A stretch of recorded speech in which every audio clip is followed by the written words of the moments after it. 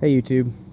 Hey, today I thought I'd talk about living frugally. It's been over 7 years now since we did the Dave Ramsey Total Money Makeover. Since we started it, we still live that way today. We did pay off all our debt, consumer debt, in I don't know, it's a little over 2 years, and then we paid off our house after that. Um, and we still today live on a monthly budget. So I thought maybe we could go over a few things on how me and my wife live frugally, and how we try to save money monthly so that we can save money for the big things that we want in life. Tip number one is going to be buy used cars. Get rid of the car payment. These are me and my wife's two of our used vehicles. This is mine. It's my little gas getter. It gets me back and forth to work. It was $6,000 car. It's the car that I bought when my car's transmission went out during the debt snowball. So this is the one I had to round up cash for and buy before I got completely out of debt. And then after we got out of debt, this was our first vehicle purchase since then. And this is my wife's Trailblazer. This is our newest vehicle, and it's a 2006. So right now it's like 11-year-old car, but it's still wasn't the color necessarily we wanted, but the interior was in excellent shape. And both of these cars had right around 90,000 miles on them when we got them, and they're still going strong. So buying used saved us quite a bit of money and saved us all those monthly car payments. Trying to instill the buy the used vehicle and pay for cash in our kids as best as we can. And this is one of our son's vehicles. This is a Impala cop car. He got it. The city had an auction, and he put in a closed bid for it. And he got this car for, I think, around $1,900.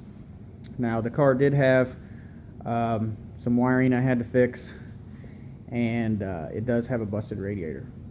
But overall, after those expenses, he might have to replace a couple tires, get an alignment, but he'll probably have less than $2,400 in by the time that's all over with, I'd say.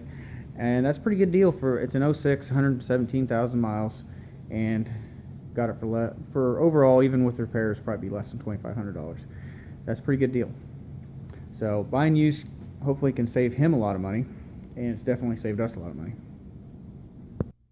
Okay, let's do a little bit of math here, because when you do a budget, there's always math involved. So let's put a scenario out there that you have $8,000 in cash, and you want to buy a new car that is $30,000. So you could put that $8,000 cash down and pay $22,000 over the next 5 years, assuming that you have 0% interest. That's $367 a month.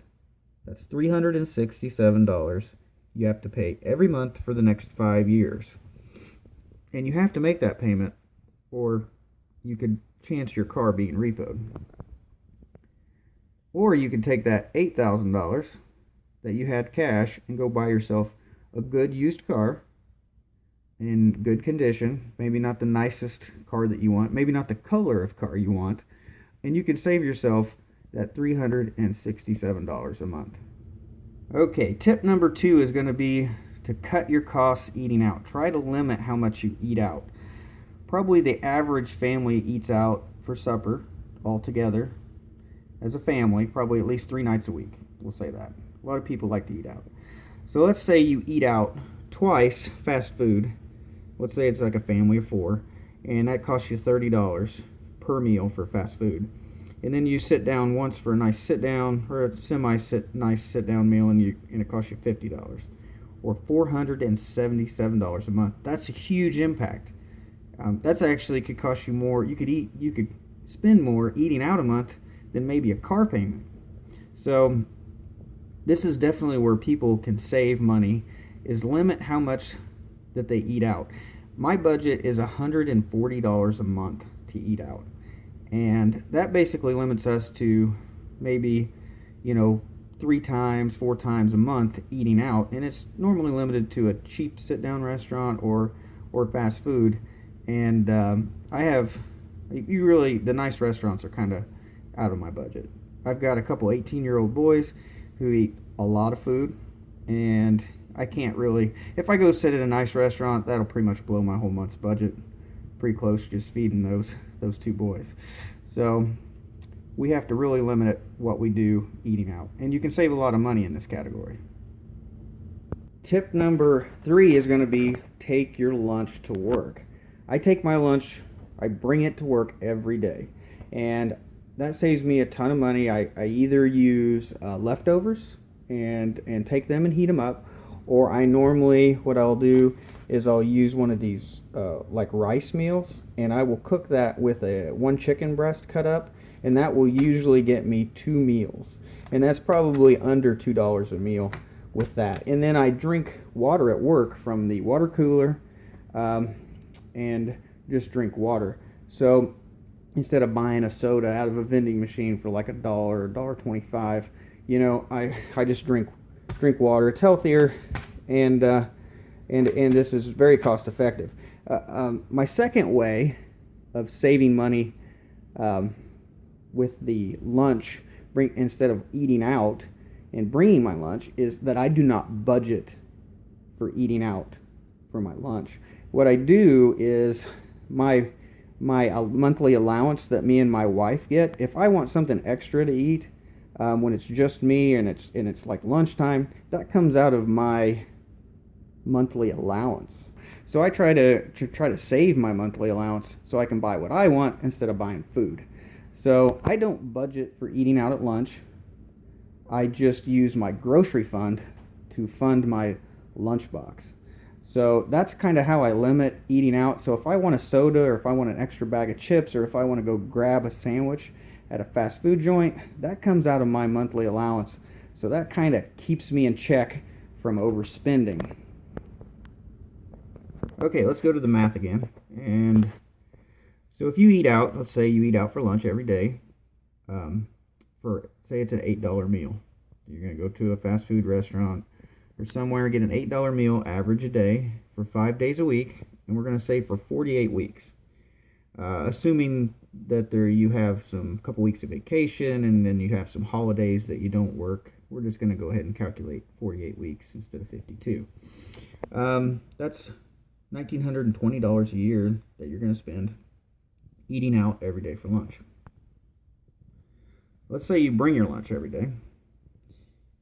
So you can save $1,440 a year, or $120 a month, and that's really per person. So if there's 2 of you that are working and eating out every day, you can double that. So that's another big savings, or a potentially big savings, that you can have in your budget. Tip number 4: become a do-it-yourselfer. There's a lot of good things to be gained from being a do-it-yourselfer. 1, you can save money by doing the things that you would normally pay somebody to do.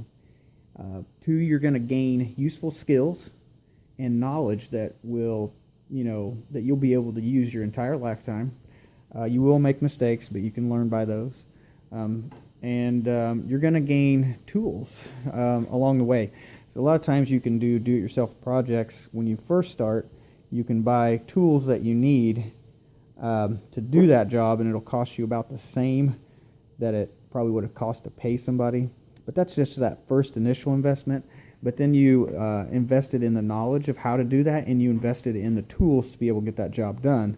So then the next time you go do a job, things that you go and do, you're going to see that cost savings. You're going to have the tools that you need, and you're going to have the knowledge that you need in the future. It's a great way to save money, is to be able to learn how to do things yourself. This car here, the radiator was busted on it, and I've never changed the radiator out. I've done a lot of car work in my days, so this is the first time. I've watched a lot of YouTube videos. There's a lot of videos and a lot of stuff out there on doing this type of work. So we're doing this ourselves, and of course we're learning along the way, and we're saving a ton of money probably. So the radiator cost $150 shipped to the house, and we're going to get this changed out. We're going to save us all the fees involved in this. This probably could have cost us $400 to $600 to change this radiator, and we're gonna do this for $150 and the cost of some antifreeze and some transmission fluid.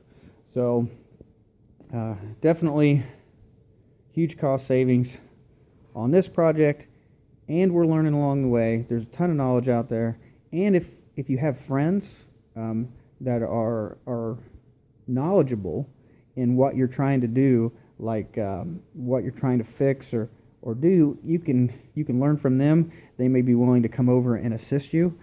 Just buy them a few drinks, have a good time, and learn how to do it yourself through knowledge of other people that you know. Let me just give you another quick example of being a do-it-yourselfer. This here is a washer and dryer that I bought over 18 years ago. And appliances seem to scare people on how to fix them, and but actually a lot of the appliances are super easy to work on.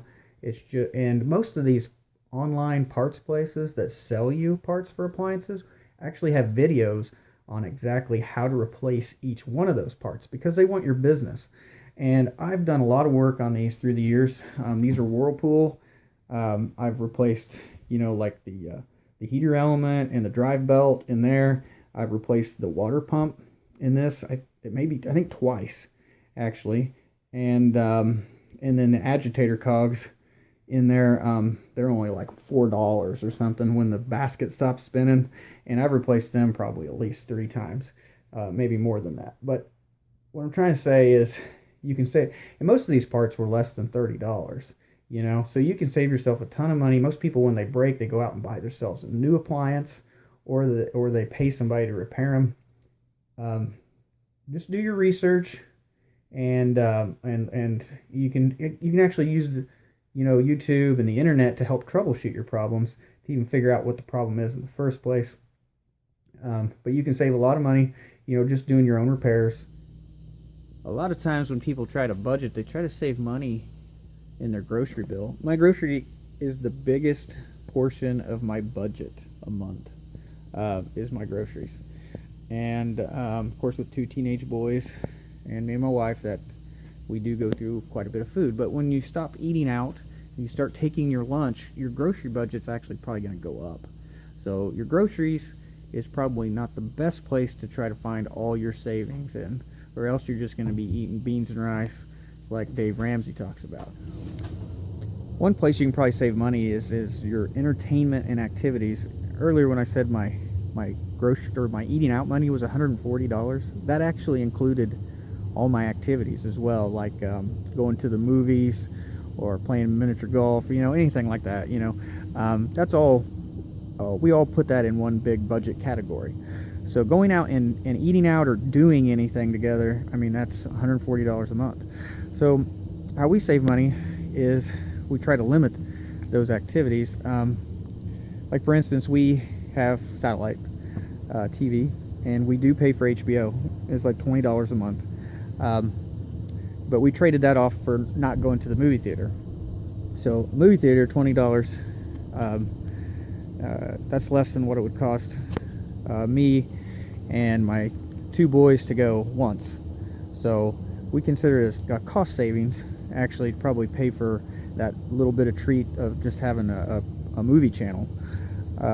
One of the other ways that we save money is try to use the freer activities that are out there in the world.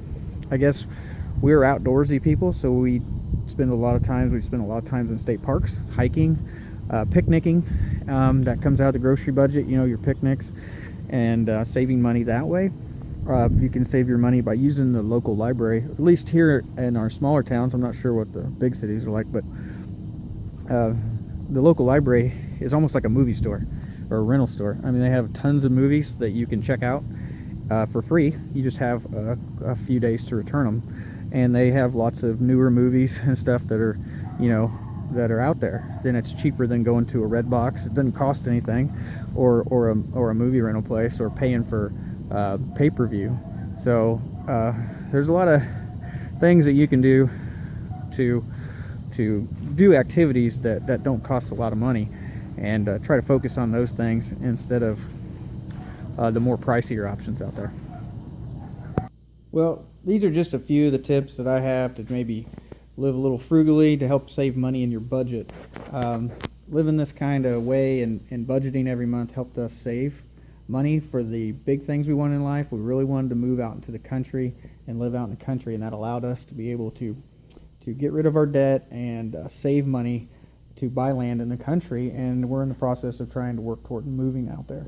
So doing these things really helped us, and I hope maybe living this way can help you guys save some money too.